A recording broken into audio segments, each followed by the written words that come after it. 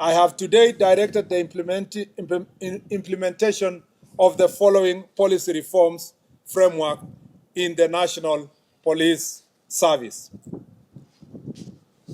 On CCTV surveillance, it shall be mandatory to equip police stations with CCTV surveillance to enhance transparency and accountability.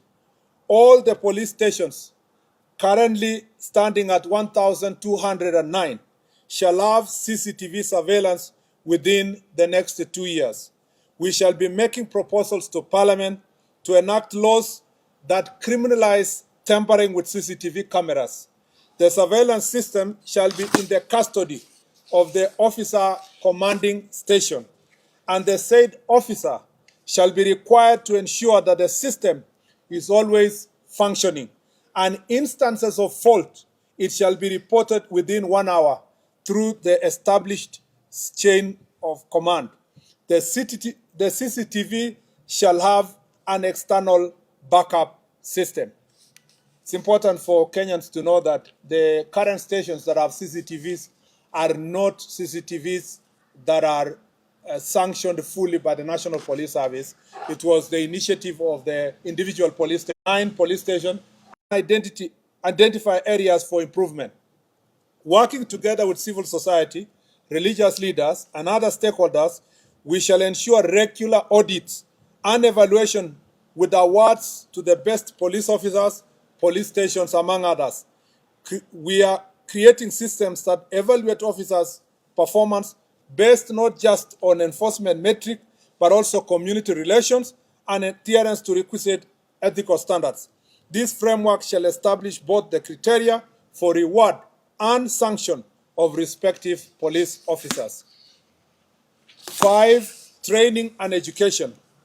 I have directed the establishment of continuous professional development training on all officers beginning with the OCSs, who shall be required to undertake minimum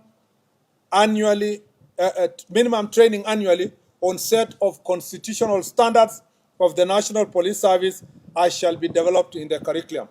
This marks the first step in restoring professionalism, discipline, and service excellence across all ranks. To achieve this, we shall work closely with the National Treasury and Parliament to ensure adequate resources are allocated. It is unfortunate that whenever budget cuts strike, training is often the first casualty. We are also forging partnership with development partners, public benefit organizations, and other stakeholders to sustain this initiative. In our upcoming police recruitment drive, we shall include a specific cadre of specialized officers to infuse fresh talent, professionalism, and modern policing standards throughout the service. All these reforms will be centralized for oversight and implementation at every police station, directly under the responsibility of the officer commanding station. It is important to note that in the command and structure of police service, the OCS is the ultimate officer in charge of all activities related to enforcement of law and order at the police station. All the other superior structures exist for the coordination and command of the National Police Service. It is therefore our intention to implement, monitor, and evaluate aforementioned reforms of the police station. Our intention is to make our police stations centers of excellence. It's important for all of us to know as Kenyans that just the way we say in elections, the polling station is the final place of voting. The police station is the final station of reporting any crime in the National Police Service, and therefore, every person, including senior officers, even the minister, everybody else has to always go back to a police station, and therefore, we want to make the police stations to become the center of excellence.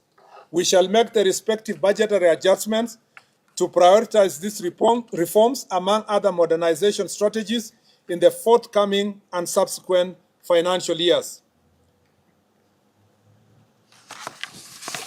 We shall also pitch for support of these priorities from our development partners to ensure efficient and effective implementation of these reforms. As we relentlessly advocate for appropriate conduct by the police, there must be a reciprocal emphasis on the responsibility of citizens to show respect towards police officers as they discharge their lawful duties. Just as police officers are held accountable and subjected to public scrutiny, citizens too must accept that their actions are not beyond reproach. We are extremely concerned by the increasing instances where police officers have come under unwarranted attacks while executing their lawful duties. These challenges must not be ignored, and they point to a broader need to foster mutual understanding, accountability, and respect between the police and the public. In some instances, the nation has watched in disbelief as individuals forcefully entered protected areas such as parliament and police stations, with incidences such as burning police vehicles and destruction of government installations. Equally alarming are cases involving mob justice, acts of banditry, and illegal possession and public display of firearms. Such acts not only threaten national security, but also undermine rule of law. In conclusion, I wish to give my highest assurance that the Ministry of Interior and National Administration, working in concert with other government agencies and in close collaboration with the people of Kenya, will continue to pursue and implement the much-needed reforms within the security sector. This process will be progressive and guided by the constitutional values, best practices, and the unwavering pursuit of justice and professionalism.